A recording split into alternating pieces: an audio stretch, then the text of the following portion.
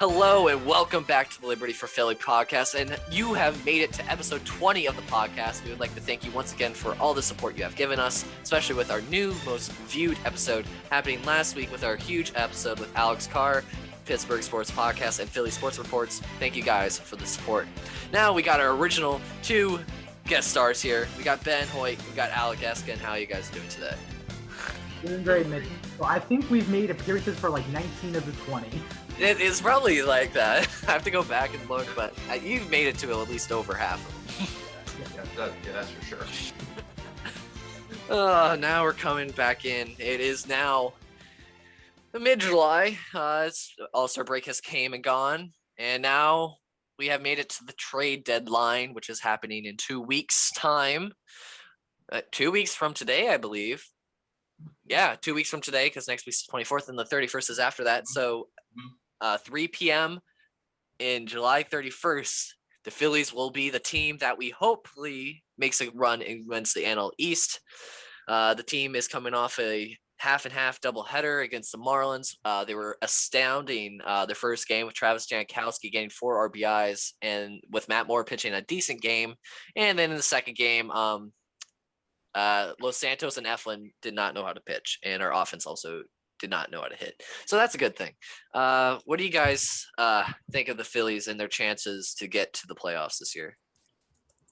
Higher than I would have expected a month ago, that's for sure. Yeah, that's true. Yeah, I feel cautiously optimistic, and I bet that's a lot of fans. Cautiously optimistic is the key word for that. What needs to happen is the Mets need to pull a Lowell Mets. And obviously, by the past years, they can do that. 2007. Exactly. But here's the thing. We need to capitalize on the Lowell Mets moment. We need to have like that Padres series where the Mets lose a bunch straight. We win 2 out of 3. Good. That's consistent. And then maybe even sweep a series. We need to catch up to the Mets and keep consistently ahead of the Mets. Yeah, to go off of that, the Mets, till the deadline, which is the 31st, play the Pirates for 2 more games, and they already lost the opening game against the Pirates. Then they play the Cincinnati Reds away in Cincinnati. Then they play at home against the Blue Jays, who are red hot right now with Vladdy Jr. And then they play the Braves for 4, and then they have a doubleheader in there. So there's a 5-game series against the Braves. And then they play 2 games against the Reds in order to sweep out the first half of the season, compared to the Phillies, who continue their series against the Marlins this weekend, play 2 games up in the Bronx against the COVID-stricken Yankees, and then they play the who do they play after that? They play the Braves for 4, and then they play the Nationals for 4, and then we play the Pirates for the last 2 games. So it's a completely opposite schedule compared to the Mets going into the trade deadline. Yeah, I would have to say that those 4-game series against the Braves and the Nationals, my goal for this team is that you win at least 3 of the 4 games in each series. Yeah, you cannot. Sure. The bottom line is you can't lose the series. That would be catastrophic. Yeah. If you take 2 and 2, all right, so whatever. Let's win 3 of the next 4 in the other series. Yeah, going in off what you just said, I said I was going through it on my own yesterday, and I said I just kind of planned on the Phillies losing the doubleheader because until they win a doubleheader, sweep it, I will forever say the Phillies will never be able to sweep a doubleheader in their history for the rest of time. And I really do believe they can win these last 2 games against the Marlins. Tonight will be Heart Attack, but hopefully it gets postponed so Vince Velasquez does not have to pitch. Sorry, Ben. I know you're going to the game. You're trying to get my game that I'm going to postpone? How dare you? Hopefully Vince Velasquez doesn't have to pitch, but if he does pitch, he has to pitch well. Then I do think we're going to sweep the Yankees in New York. We have Aaron Nola and I think Eflin pitching those 2 games. I'm pretty sure. It said Wheeler because the last time Nola was still on COVID IL. Okay, so on Tuesday, but no pitcher on Wednesday yet. Okay, so I think Sunday is Wheeler. So it's either going to be Moore or Eflin. I would probably assume Moore for that second game. I'm not 100% sure with that. But with that, I do think we could sweep the Yankees, and then I hope we at least win I think we'll win 3 out of 4 against the Braves in Philly, and then I think we'll go half and half with the Nationals, and then we will sweep the Pirates. So with that, I really do think the Phillies should only lose 2 more games in this next stretch here. And speaking in terms of a partly Yankees fan, like 0.1% because of my relatives, this organization is in shambles right now. I mean, they are freaking out. And I think that is totally into the fact that Giancarlo and Judge are severely overrated.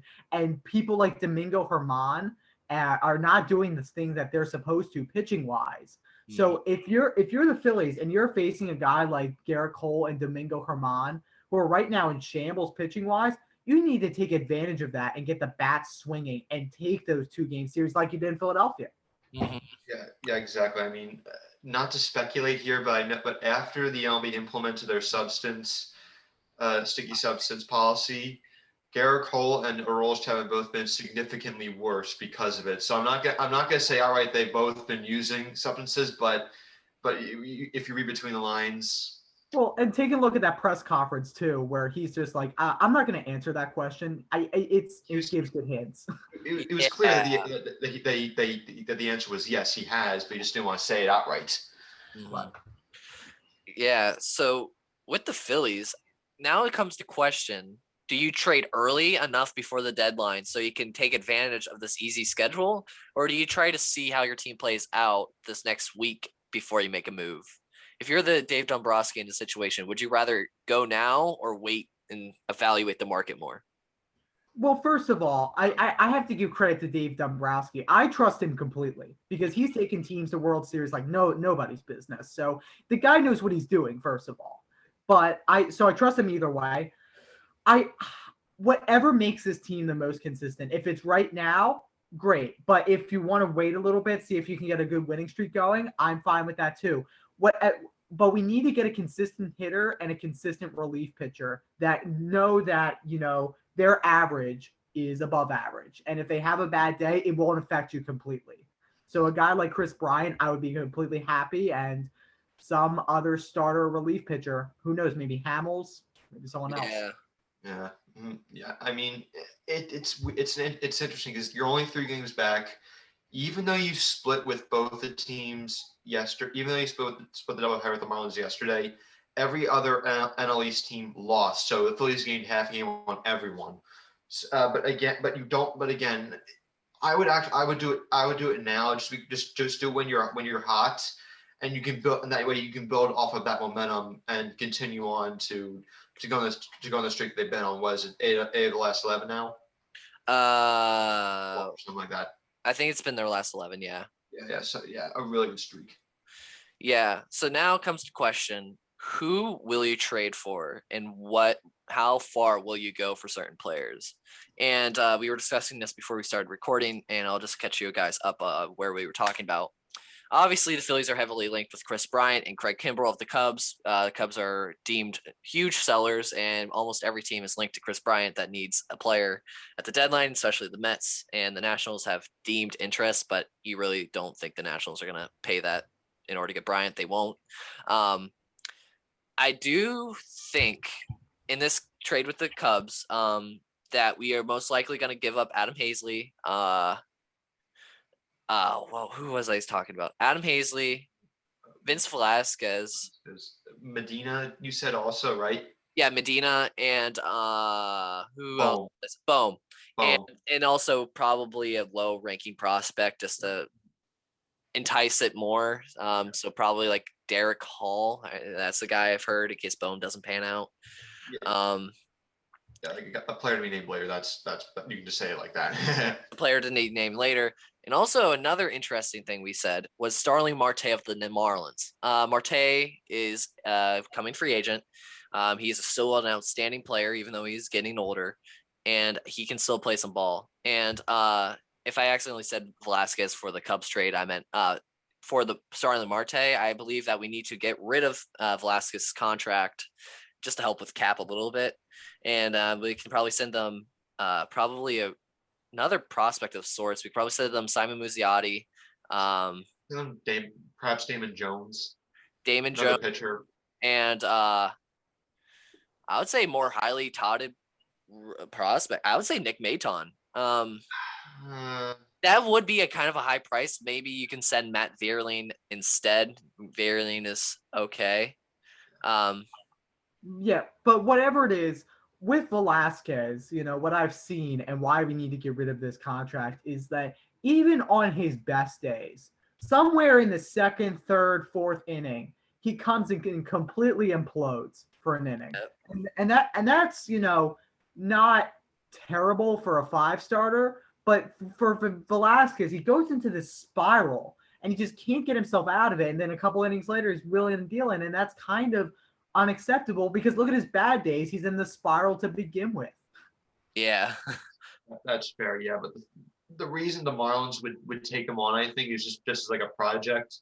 I think they would go a different direction. They'd say, hey, we're just gonna we'll say to him, throw as hard as you can for an inning and make him a reliever, because when he's been in that reliever position, he's not bad because he can fire for one inning and beat us fine. Mm-hmm. Yeah, with that, I had to update that trade a little bit just to get the cap a little bit more adjusted. So in this trade, I am sending what's his name? I'm sending Anderson, Vince Velasquez, Jones, Vierling, and Maton to the Marlins. Maton's only in there because we were trying to dump the salaries of Vince Velasquez and Chase Anderson. And with that trade, you're losing about $7 million worth of cap space to gain about 12, I think, is what Marte's contract is. So that would take you about $2 million over the cap.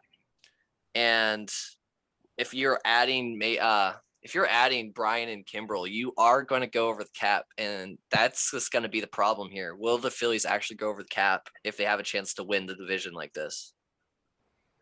It all depends. Does Milton have to see if the Stones to do it? I mean, because he said we'll do whatever it takes to win, but whenever we've had a chance to have our player and that happens to go very over the cap, he shied away from that.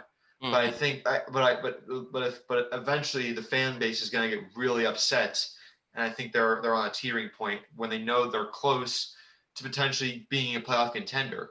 And if you have a chance to get great players like Bryant and Kimbrel, who were both all stars this year, I think that you have to do it. I honestly do.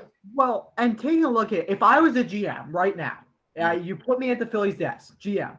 I take a look at some of the other teams in the division. The Braves are a strong team, but they have a lot of talent. But Ronald Acuna tearing his ACL, that pretty much takes him out of the race because that's a horse with a broken leg. Mm-hmm. Yeah. And then we take a look at the Mets, and they've had a history of choking things away. And you're like, all right, we got to win this right now. This is our best opportunity. We're not out of it, and we need to make a push right now. We need to get consistent talent, and we got to get it as soon as possible. So if it's at the expense of cap room and making a playoff and making our fans buy tickets, because obviously playoff teams are going to get ticket revenue, I'm going to do it, honestly, because the short-term effects right now, I think, are going to be superb if we win the division, and the long-term, too. Mm-hmm. Yeah, so in this deadline that we have talked about here, and I'm just saying Hamels signs for 2.5 because in the situation, I do believe the Phillies will sign Cole Hamels as a great fifth starter as a lefty replacing Velasquez. You're looking at about $50 million incoming from Marte, Kimbrel, Bryant, and Hamels all together. That's about $50 million. And in this trade, you have to lose a lot of because in order to make it at least enticable because right now it says here the Phillies only have about what is that? Only have about $3.8 million in cap room at the moment because they were living kind of close, and then they DFA'd all these people who had major league contracts. I guess you would have to kind of look around your roster and see which ones you can kind of dump for salary. Obviously, sorry. You go ahead. No, you probably.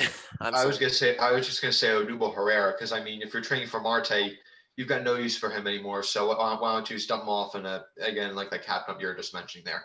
Yeah, so Double Herrera, if we were to send him off in a way, you would really have to be fleecing a trade there. I mean, you would probably send him to the Cubs and then add, say, Bohm and more prospects and Hazley, for example, to kind of entice them, say, hey, take this $10 million contract that a Double Herrera has. Because he would clear $10.35 million off your uh, payroll. Vince Velasquez has a 4.4 million and Chase Anderson has a 4 million. So in that, you're already getting rid of about 18-19 million dollars worth of cap room. And then if you're also looking around, Matt Joyce is still getting paid $1.5 million not to play baseball. Other than that, like Sam Coonrod, they're all get paid $500,000. But yeah, if you start looking back up in your payroll, you could really see arms like Hector Neris being traded just for like a prospect. Like that would probably be your only option for him. I don't think you'll even get anything from him in return, anyways. Because I mean, he's been brutal this entire year. Exactly. Yeah, I was gonna say, are they literally trading him for someone to send him down to their AAA team? Like honestly, I think literally, I think it would be the best option instead of just DFAing him and eating the money. I would say just basically say, give us this prospect in return for this player for your team. Like you can send him probably to the Marlins, and you'll probably do the best pitcher known to man. But or do the best. He'll be the best pitcher in Albuquerque, New Mexico. that's true. But let's say theoretically we send off Hector Neris, and that is a $5 million contract off the payroll. Then other than that, yeah, Didi, I don't see him getting traded. It'd be hard to trade him anyway, just because he's making 14 million this year and next year, and I don't think that teams are going to be too enticed to trade for him, especially considering this year. I like him. I really like him though. But the thing is, this year his hitting has not been that good, and his fielding has been a little worse than it had been in recent years. No, but we've already known that Didi's not the best fielder. But we signed him exclusively for his hitting because look, that ballpark behind you, Alec, on your background, that's an easy hitting ballpark, and it's super easy to hit home runs there. And Didi has, but the hitting's a little lackluster this year, so we'll have to see about Didi. I don't think teams would be too enticed by an older player that can't really hit our field. Yeah, totally understandable with that. And then with my final calculations and the prospects and stuff that you have and would probably be traded, you're looking at about 10.35 plus 8.4 plus 8 plus 2. You're looking at about $29 million outgoing. So with that space of saying 50 million, you'd still have $18 million over the tax. Now that comes to question to Middleton. Would that be junk change to him technically? $18 million to pay 1 year for a possibility of going to, would he pay $18 million for this team? I certainly hope he would. I mean that's especially considering what his net worth is. I think that he owes that to not just his players, but also to the coaches and the fan base as well to get this team back to the playoffs after this marks 10 years since they've last been in the playoffs. So they really need to get back there at some point or another. So and why not do it this year? Right, and when he signed Bryce Harper, if anyone watched a documentary, it's a great documentary on NBC Sports Philadelphia. His whole reason for signing Bryce Harper is for the Phillies to contend, and you need to follow through with that. Yeah. Because look, if you had the option to pay $18 million to make the playoffs with Bryce Harper or not, you pay the $18 million because that's what any respecting president does. Exactly. Yeah, and I think with Dave Dombrowski, he has forced Middleton to open his wallet just a little bit in the terms of the amount of signings he's made recently. And like here, you're trading away a Double Herrera, Vince Velasquez, Chase Anderson, Hector Neris, Brandon Kinsler, and say about $3 million worth of prospect $500,000 contracts. I guess the only person on that list that you could probably trade is Archie Bradley, but I like him on the team. He's a great arm. I would not get rid of him. But even if that happens, you got to go for it, because then again, next year, Kutch's contract's gone. You're not going to pick up his option. He will become a free agent. You're going to have almost $120 million worth of luxury tax space to extend Bryant, extend Marte, and do whatever else you want in free agency. Say sign a shortstop, because I do believe universal DH will come back. With that, I think Middleton should err on the side of, hey, this is an $18 million one-time payment. We can go back to not paying the tax next year, but this year we can do something good. And I just really hope Dave Dombrowski can really convince Middleton to do something like this. And I swear, if we miss out on one of those players that we've mentioned because of Middleton not deciding to pay, say, $2 million, that's going to be the worst thing to ever happen in this franchise. Well, that's the typical Philly thing. People hope that we're going to get players, and we all just get disappointed. Even with the Sixers, you get Kawhi Leonard, LeBron James. Nope, bye-bye. Same thing. So we'll have to see. My guess is we may get disappointed a little, but again, maybe Middleton will have some cojones to do so. Because Dave Dombrowski has a history of not caring about a farm system, and we barely have a farm. People don't think we really have a farm system. However, we do have a lot of underrated prospects. Nobody thought anything of Nick Maton, Luke Williams, Matt Fairlane, and they're all putting up career years so far this year. And there's so many of these players who are in these in the farm right now that we could trade away, especially catcher Rafael Marchand, who can really be traded for a huge piece in one of these trades. And well, hopefully you guys, when you guys come back on, say 2 weeks, that we're talking about how the Phillies are in first place and have Chris Bryant and all these people on our teams. And yeah. I would like to also say in 2 weeks that hopefully my game won't be postponed that I'm going to tonight. That maybe we can see that we won that game. Yeah, well, we will have to go to see if we can go to a game at some point, but granted, it'll probably be rained out due to Ben's luck. I'm undefeated going to a game so far this year. I've been to 4 games, and all 4 have been wins. I've been here for 7 years, and I've never seen them win a baseball game. And this year has to be the year I see them all win. I am also undefeated. Brewers and Padres both wins. Yeah, I saw them beat the Red Sox. Not the Yankees. I would like to also say that I'm 1-0 this year too. I saw them beat the Marlins a few weeks ago. Alec, that's one game. One game doesn't matter. It's consistency, dude. I think you've been to 2. That's one more than one. Just one more than me. Mitchell probably is the most seniority of all of us here. 4-0. I mean, that's pretty good. Yes, it was the Red Sox. Red Sox. I'm blanking on. Oh, it was I saw them play some weird teams.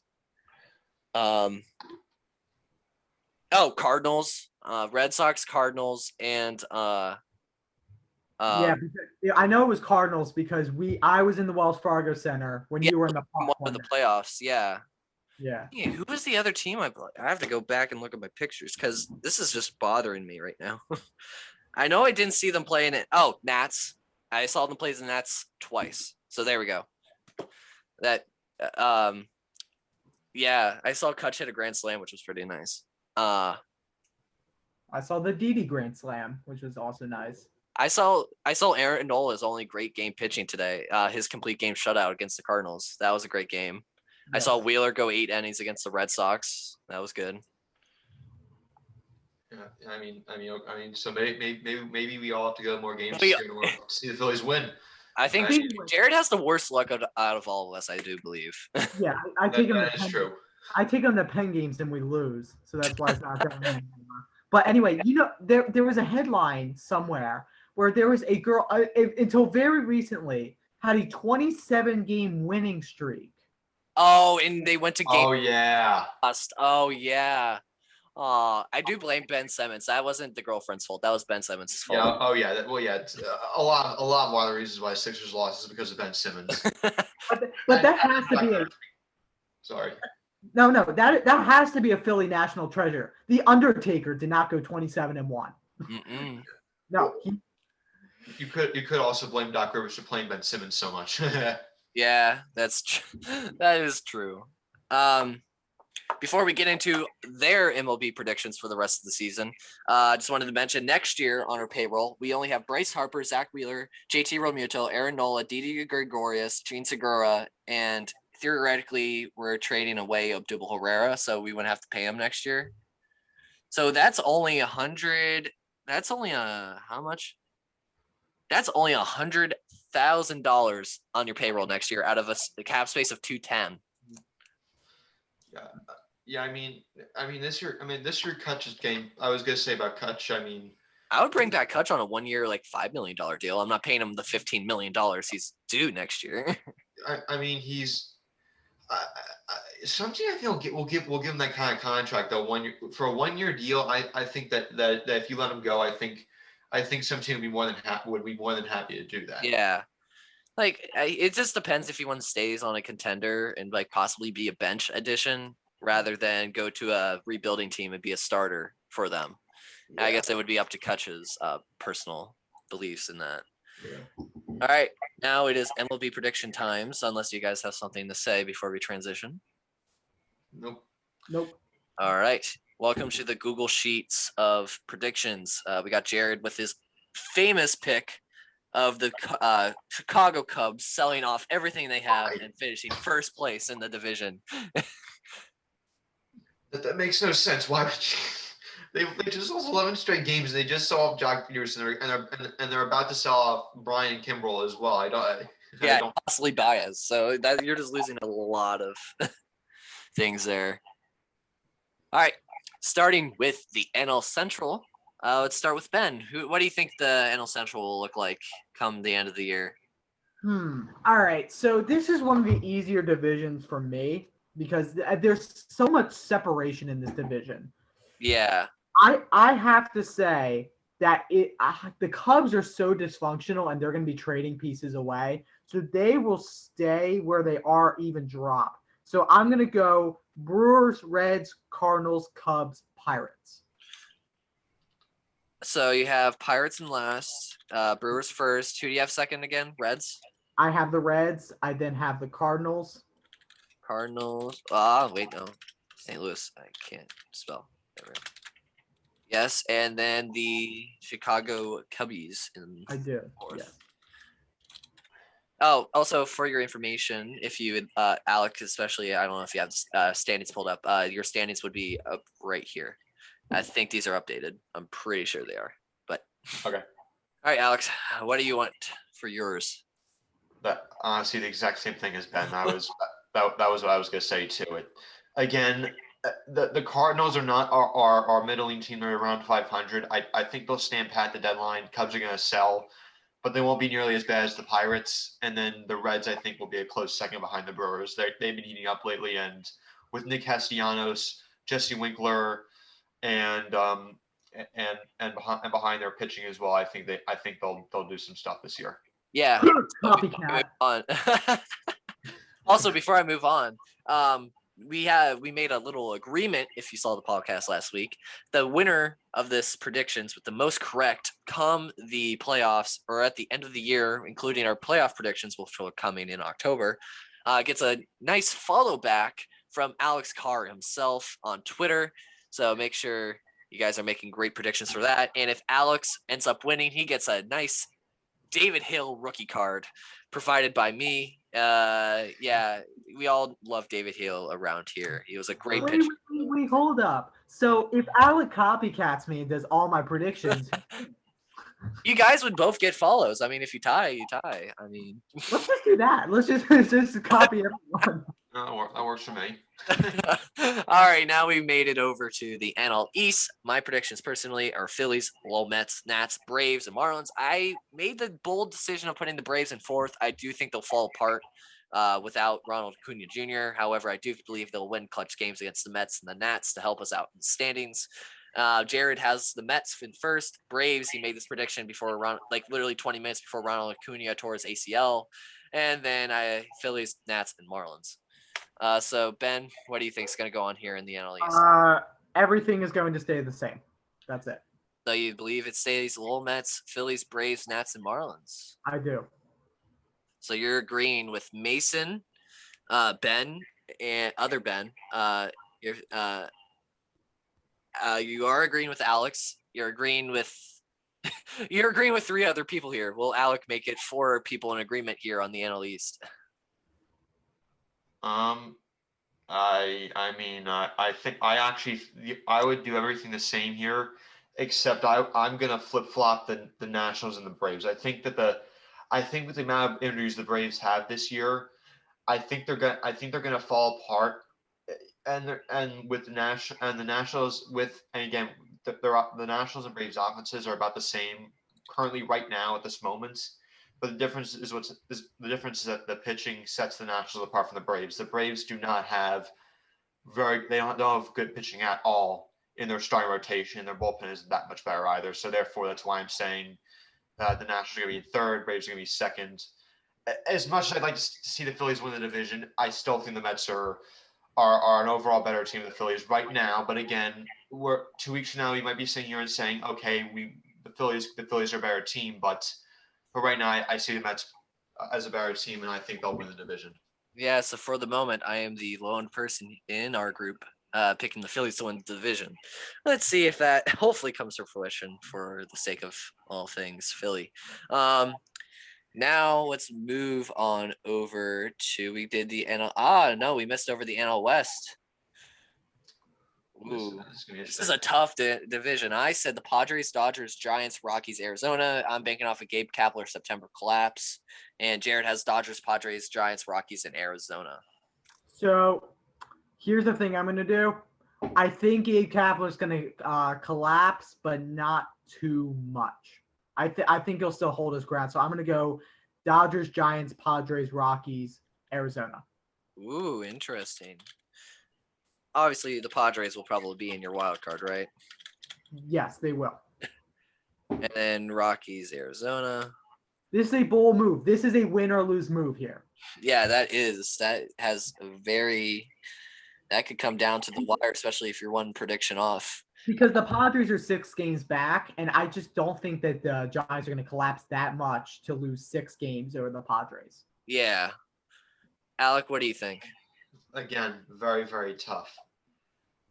I'm actually gonna. I agree with Ben. I think the Dodgers are going to win the NL West. All right. They're a much more experienced team. They've been in the World Series and they've won the past 4 or 5 years. I think now. I think it's been since the last time San Francisco went to the World Series. I think they've won for a long, long time. I think they'll 20. No, they made it in 2016, 2015. I think it was the last time a non-Dodgers team won the NL West. I think. Yeah, exactly. So again, they have the experience, and I think that trend will continue.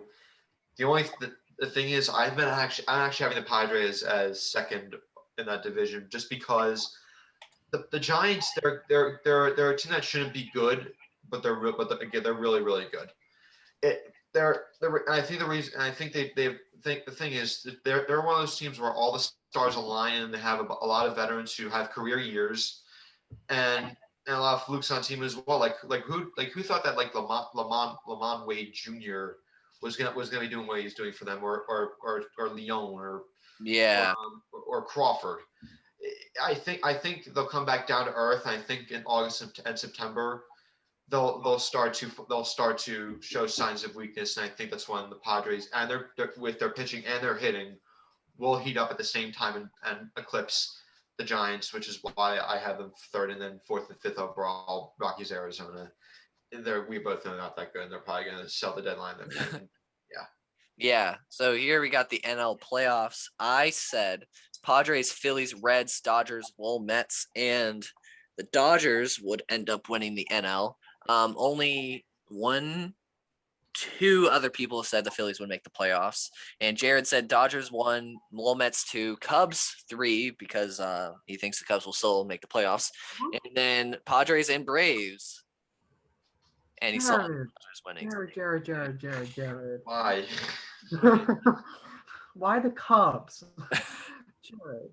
All right. If you're an intro right now, we're criticizing you here.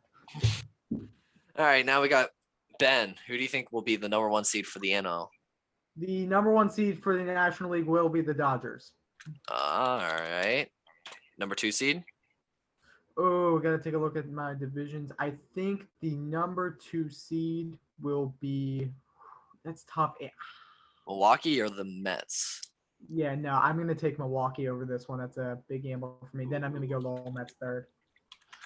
Lowell Mets. And then I spelled Lowell Mets wrong. Your first wild card. So your options for that are the Phillies, the Reds, and the Padres and the Giants, most likely. No, so it's all gonna be NLS. So I said the Giants are gonna be second, so that will be my first wild card, and then we're gonna go Padres after that. And out of all of that, so you'll most likely have probably who do you have winning that wild card matchup between the Giants and the Padres? Too early to tell, honestly. You have to see some things first. So I'm probably not going to make that prediction till I would say at least September. Yeah, I gotta see some more baseball. But NL champion also very early. But I'm going to go with the Dodgers. the Dodgers. All right. So far it's all NL West here in the predictions so far. I'm hoping the Phillies go on a wild card run led by Cole Hamels to the World Series. Anyways, Alec, what do you think's going on here? Number 1, number 2, number 3, all same as Ben. Right. And then I believe I had the Giants and the Padres flipped. Yes, you had the Padres in second and the Giants in All in West, so I'm gonna go with Padres Giants. Padres and Giants. And who do you have winning the NL? I'm actually gonna go with the Brewers. Wow, that is the bold. Bold, Mr. That's the reason I'm saying that is just because the NL West teams are so obviously 3 NL West teams I have them in the playoffs, so they're gonna be up on each other. I think that the Dodgers will beat whoever wins the Padres Giants series, and then they'll win the division series in the NLCS. I don't think the Dodgers have the drive they had last year when they won the World Series. But just letting you know. Oh yeah, go ahead, Alec. And then usually teams that won the World Series before don't go as far. At least that's what history shows us. And the Brewers, they haven't won anything there in a long, long time. And I think that this year they have the momentum, they have the pitching, they have the hitting to do so. And that's why I'm picking them to upset the Dodgers in the NLCS and go to the World Series. By the way, Mr. Before you move on, Alec, before Mitchell, you know the move you're making is a win or loss move. This is very bold from you, Mr. Eskin. Exactly. Yeah, I mean, it's definitely one that not a lot of people are going to say. But I mean, did anyone actually say that the Brewers are going to win the NL championship? No one said that. I don't think. So interesting. That's what I said. That is a big risk reward. Yeah. So again, I like how they're playing now, but again, we'll see. Phillies made some roster moves. Connor Brogdon has been reinstated from the COVID-induced IL. Lovera sent back down to AAA. Tonight's lineup is Segura, Remuto, Harper, McCutchen, Hoskins, Gregorius, Torres, and Jankowski Velasquez. So it should be a nice, fun game at the ballpark tonight for you, Ben. Oh, what? Sorry. Tonight should be a nice, fun game for you at the ballpark. It should be very nice and wet. Yes. Before we move on to the AL, have the Brewers literally been like quietly good this year? Like nobody's said anything about them like at all. Like Christian Yelich has not been talked about like at all this year. No, but they've been fantastic. They have that Brandon Woodruff, Corbin Burns. I mean, they have a guy I like named Avisail Garcia. That guy's a monster. I love him. He gets hits upon hits. So they are a crazy good team. Yeah. I think Alex said like he thinks the Brewers are still gonna Alec said the Brewers are going to stay in it because of that catcher. Moving on to the AL West, I still think Alex Brewer's pick is still going to be the boldest move. I had some bold moves in this one. I still think yours is going to be pretty bold. Now moving on to the AL West, I said Oakland, Astros, Angels, Seattle, and Rangers. Jared said Astros, Oakland, Angels, Seattle, and Rangers. So Ben, what do you think is going to happen here? I am going to copy Mr. Zeff. That's what I'm going to do. Oh, Really interesting. Wait. Actually, no. Let me look at it. Jared messed something up. I know he did. No, he didn't. He did right. He did completely right. All right, Alec, what do you think is going to happen? This is an interesting division. The Angels should be better than they are, especially considering they have two generational talents in Mike Trout and Shohei Ohtani. Yeah, But they still middling 500 team. And they have Anthony Rendon too. They've got a lot of talent on that team, but they still can't seem to put it all together, which is weird. Right, and they could be coming back, right? Anthony Rendon is still out for a longer period of time. Mike Trout has returned to jogging, but he cannot sprint. And Shohei Ohtani is just Shohei Ohtani. Yeah, true. Right now, to be honest, I'm just going to do the same thing as Ben here because I think the Astros they're firm. They have a firm grip on that division, and I think they're going to continue to do well. Same with Oakland, but again, like previous years, not going to catch up to them.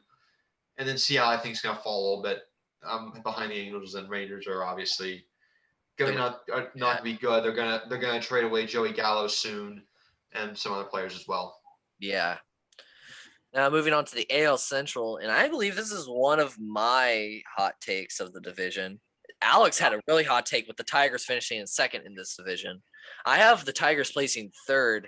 I have the White Sox, Indians, Tigers, Twins, and Royals. Jared has the White Sox, Indians, Royals, Twins, Tigers in the division. So what do you think will happen in this division, Ben? This is a very hard to predict division.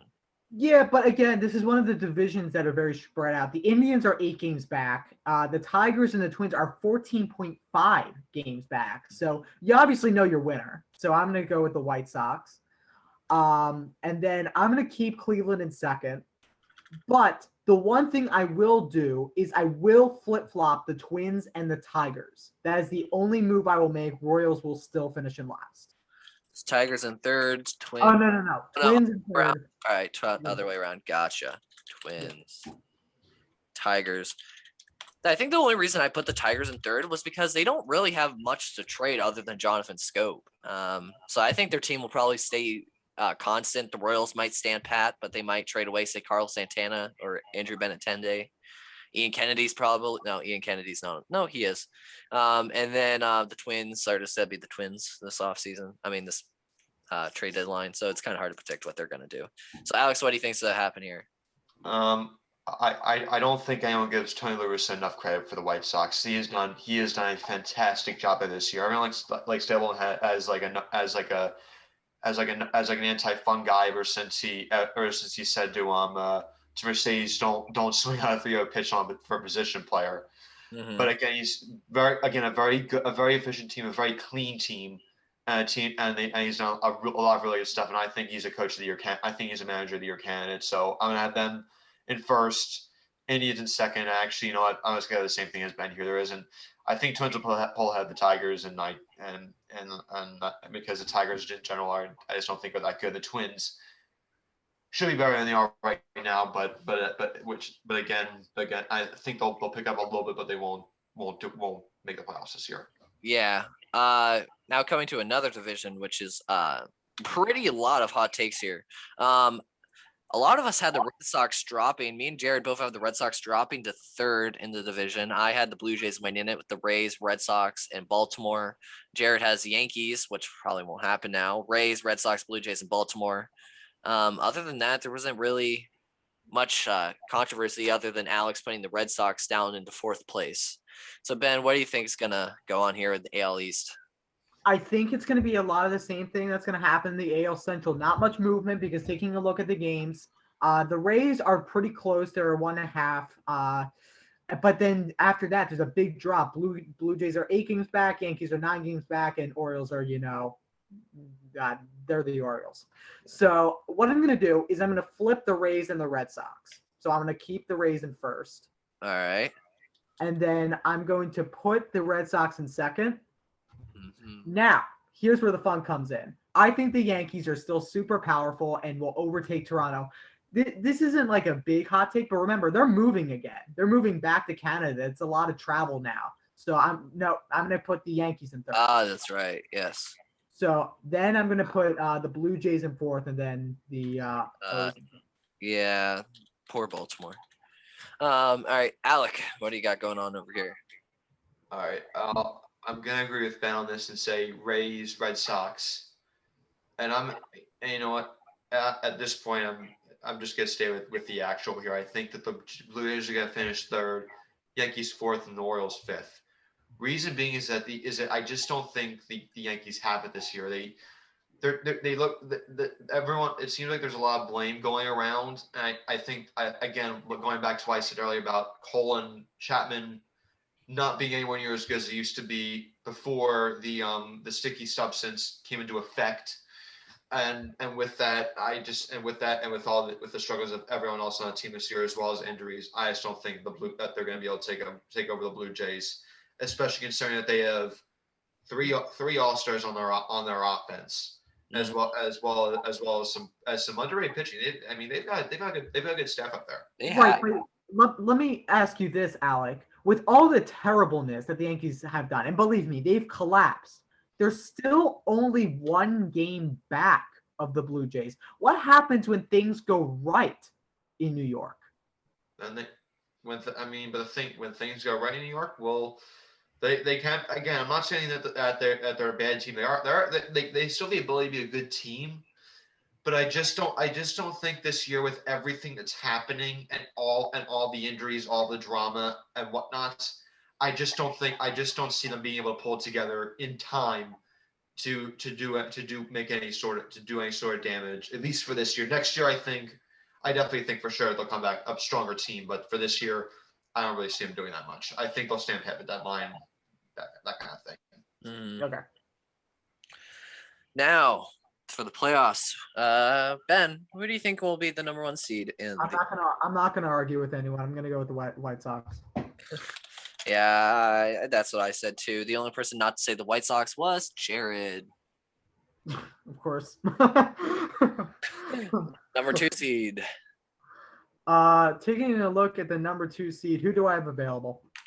You have the Astros and the Rays. I taking a look at the Astros record right now and taking a look at the Rays. The Astros are with the Red Sox right now in terms of record. Yeah, they're neck and neck, but because again the Rays are only 1.5 back. I'm gonna go with the Astros because they play in an easier division. Mm-hmm. And then taking a look at your wild card. Who do I have available, Mitchell? I don't have them. Red Sox, Indians, Oakland, and those are your number 2s. And then after that, you have your Yankees, Twins, and Angels. Okay, so I'm gonna go Red Sox in the first wild card, and then we're gonna go with Oakland second. Red Sox, and then you have Oakland. And who do you think comes out on top here? We have everybody saying the Blue Jays, except for the Astros. Jared, who said the Astros will go to the World Series. Why is everyone going for the Blue Jays? What is this? Is everyone going to lose now? I understand you may like Vlad Guerrero a lot, but I mean, why? But I mean, they're overall they're not nearly as good as some of these other teams. I had to hear correctly. I'm like I think you'll have to rewatch last week's episode. I do believe that we just believed that Nick Pivetta would single-handedly tank the Red Sox down, and that the Blue Jays will make a run. Sure. Well, if he freaks out like he did against the Phillies, then maybe. Just single-handedly, he just loses all his starts now. Hopefully not. I have him on my fantasy team, and I actually do kind of need him. Unbelievable. Okay. I just got flustered from that. Taking a look at, everyone's interesting picks. I'm gonna disagree with them. I use interesting as a kind word. Um, let's take a look at. I'm gonna go the White Sox. They're so dominant, man. You got to give Tony La Russa credit, and I think the 1 seed will come out in this. Now, Alec, your chances for the 1 through 3 seeds are the Rays, White Sox, and Astros. Who do you think will I come think out? Rays first. Ooh, that's a hot take. All right. Second, Astros, and then White Sox. interesting. As much as I like the White Sox and how good they've been this year, I don't think they have the experience right now to have a smooth September. I think it'll be a little rocky. That's why I think they'll fall behind the Rays and the Astros, who are the teams that have been there, done that. And I think they know what to do and how to win games in September, which is why I think the White Sox will still win the division regardless, just because every other team in the AL Central has been absolutely brutal this year. And again, Astros Rays, just because their experience in the Rays is a little better than the Astros. Yeah. Who do you think will be your wild cards? This Wild card first is Red Sox, then Oakland. Red Sox, and then Oakland. Who do you think comes out on top in the division? That's a good question. You know what? I'm actually gonna go with the Red Sox here. Ooh.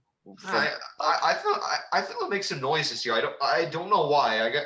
I just get a feeling. I just get a feeling with them. It's weird, but I think they can definitely do some damage. Yeah, I totally agree with Nick Pivetta pitching Game 7 of the World Series. Yeah, so that's your predictions for the AL and the NL. Now comes the question: who comes out on top? Ben, you have the Dodgers, White Sox, and who do you think would have the better record going into this? Actually, no, you would have the White Sox with the better record because Dodgers would be in wild card. Right. However, in terms of are we picking World Series champion? Yes. Yes. Okay. I agree with Alex said about experience. This is prime time. This is the show, and I think the Dodgers will repeat as world champions. I know it's very rare, but again, the White Sox don't have experience. Who were the last team to win back to back? The Yankees, right? In early 2000s? I think you're right. Yeah, I think so. They won they won 3 straight from 98, 99, 2000. Or was it 99, 2000, 2001? It was something like that. Yeah, but put the Dodgers in a easier division like the NL East. I mean, that NL West is legit. I mean, like it's crazy.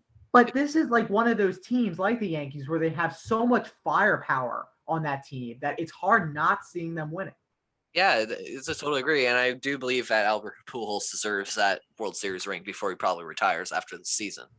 But Absolutely. it would be nice to see him go out like that. I was a Cardinals fan until I moved here, and Albert Pujols was a great player for the team, and I really enjoyed his time with St. Louis, and I enjoyed his time with the Angels. It was sad to see him get cut by the Angels, but then again, I'm liking his success here with the Dodgers going into the final part of the season. But Alec, you have the Brewers and the Red Sox, a totally interesting combination here. Who do you think would win this? This is a tough one, but I'm gonna go with the Red Sox here. Ooh, repeat for the second time in 3 years. Again, I think the AL is overall better than the NL. I think all of us can agree on that, right? Yeah, I do. Or rather, the talent's more spread out. Talents are spread out in the AL. Yeah. And I do believe that the NL would probably have the better team, but the AL is more competitive, if that makes sense. Yeah. You know what? Yeah, you're right on that. And another reason is that it's just that playing at Fenway, there's nothing like it. That is the most home field advantage out of the home field advantage you can get in the MLB. There's not that is the most there is nothing like pitching in Fenway Park 10 o'clock on a World Series in the bottom of the 8th or the bottom of the 9th. Yeah. Well, that was our MLB predictions. We'll check you back into these late September, early October for our review of our season predictions, and then we'll do also our October predictions. And so hopefully the Phillies are in the playoffs then, knocking on wood, because I actually do want to see that. So right before we say goodbye for episode 20, let's talk about the Sixers. Sixers are heavily linked with trading Ben Simmons to almost every team in the NBA. But Sixers fans have only set sights on one person and one person only, and that is Damian Lillard. Do you think the Sixers will make a trade for Damian Lillard by the time the season starts? Yes.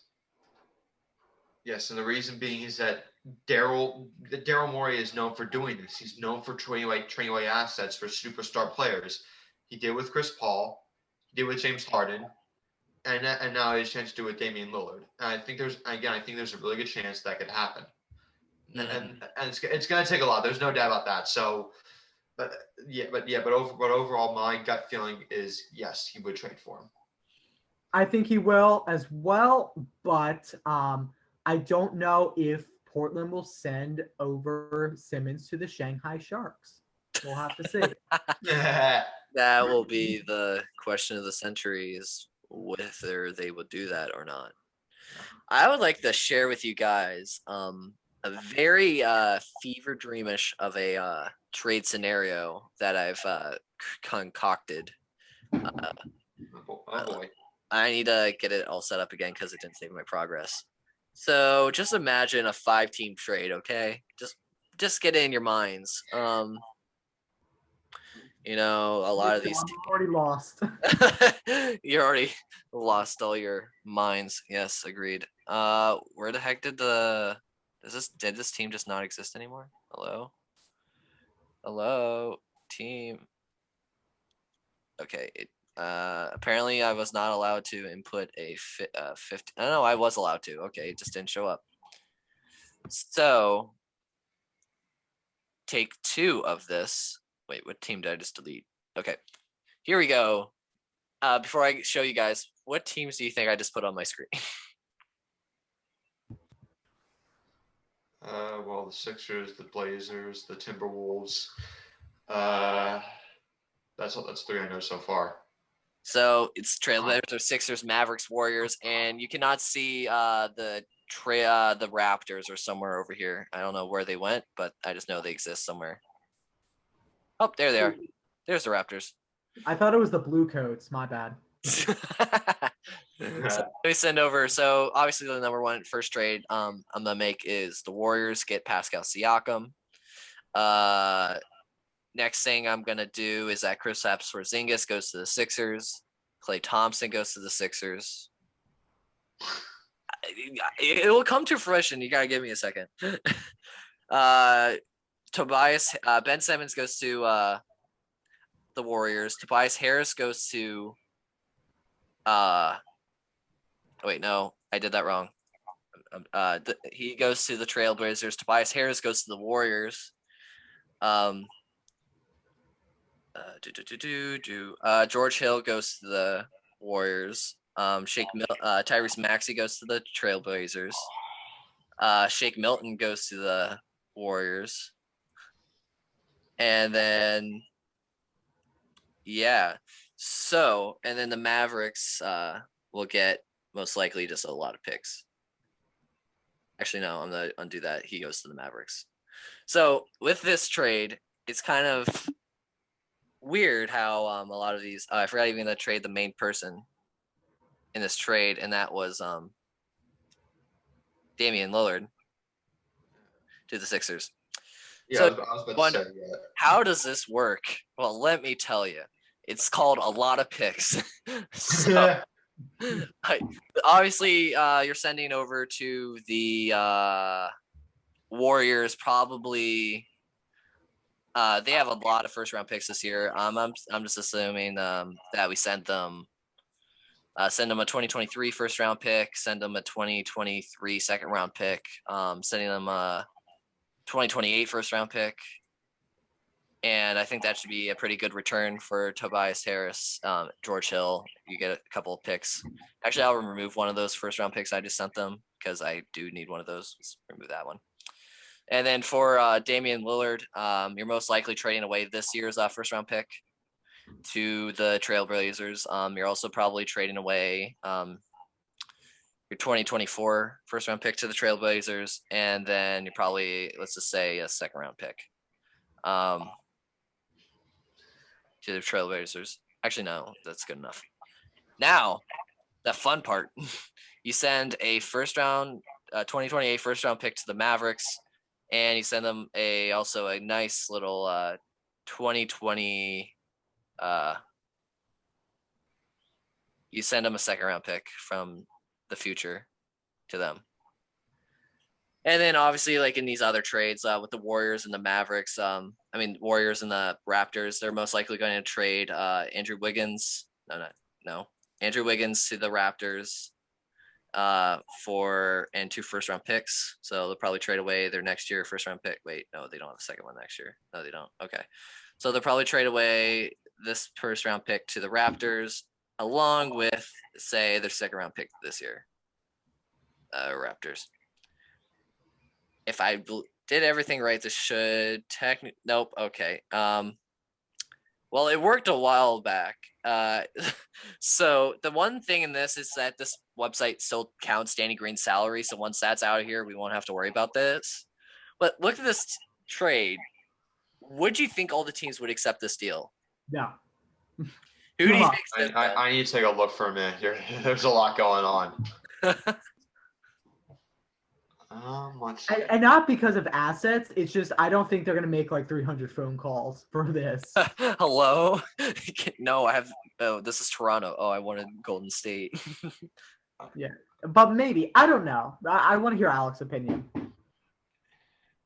I don't know. Let's see what the Raptors are trading. They're trading away Siakam for 2 first rounders, one which is the lottery, and Andrew Wiggins. All right, I can see him doing that. Warriors. Let's see, what do they get? They get Harris, Siakam, a first rounder, and a second rounder for Thompson. I think they do that just because Thompson's been hurt the last 2 years, and Siakam's an established star, but Tobias is a very good role player. Mm-hmm. And then Mavericks. I don't know if they do. I don't know if they trade Porzingis. So the only reason this trade may not work is because I don't think they would like only getting Milton and a first rounder and second rounder for Porzingis, because I think they might value him a little bit more than that. Sixers I know definitely do that trade. Trailblazers, I think you're going to need to include another pick in that in order to get them to. Yeah, I'll probably throw in an extra. You're close to Trailblazers though. That's for sure. Yeah, so with that, my projected lineup would be Damian Lillard, obviously, as your point guard. Curry would be your shooting guard. Thompson would be your small forward. And then Porzingis would be your power forward, along with Embiid as your center. And then obviously on the bench, you'll still have Feibel as a defensive guy. And yeah, that's my crazy trade. I've had there's a lot of things in that trade that could go. I know the Warriors really want Ben, but a lot of people say they won't trade Thompson, but if they get the right price, because I don't understand why we're keeping Tobias out of trade talks. I do believe that if we trade him away, we could get, say, Thompson, Porzingis, and Damian Lillard. Possibly, if it just depends on how much we're willing to give up. Right. Yeah, true. So that's my trade. Hopefully by the next podcast or at some point, Damian Lillard is officially a Sixer. Let's just hope for that. Well, this has been episode 20 of the Liberty for Philly podcast. I would like to once again thank Alec and Ben for joining us. Ben, enjoy the Phillies game tonight. Hopefully it doesn't get rained out. And we'll see you guys probably next week. Unless anything else comes up, we'll welcome you guys back to the podcast. Thank you for joining us once again. Make sure to subscribe. There's some videos here. There's a subscribe button. There's some videos that you can check out. All their links and the stuff would be in the description below. Check out Ben's Twitters, Alec's Twitter. It's so much more. Make sure you look down below, leave a like, subscribe. See you guys for episode 21.